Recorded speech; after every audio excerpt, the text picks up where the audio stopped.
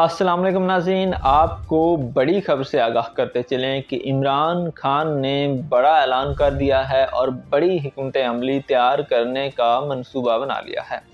नाज़रीन, पिछले चंद दिनों से हम काफ़ी सहाफ़ियों और सियासी रहनुमाओं की तरफ से ये ऐलानात सुनते आ रहे थे कि जल्द मुल्क में इलेक्शन होने जा रहे हैं, लेकिन अब इमरान खान ने खुद इस बात का ऐलान किया है कि अगले 6 से 8 हफ्तों के दौरान इलेक्शन हो सकते हैं। कल हमने ये खबर भी ब्रेक की थी कि अब नवाज शरीफ भी जो हैं वो भी 18 अगस्त तक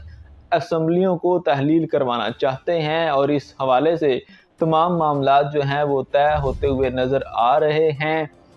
अब यहाँ पे आर्मी चीफ की तैनाती से पहले इलेक्शन करवाने की तैयारियां की जा रही हैं और इमरान खान ने इस बात पे जो है वो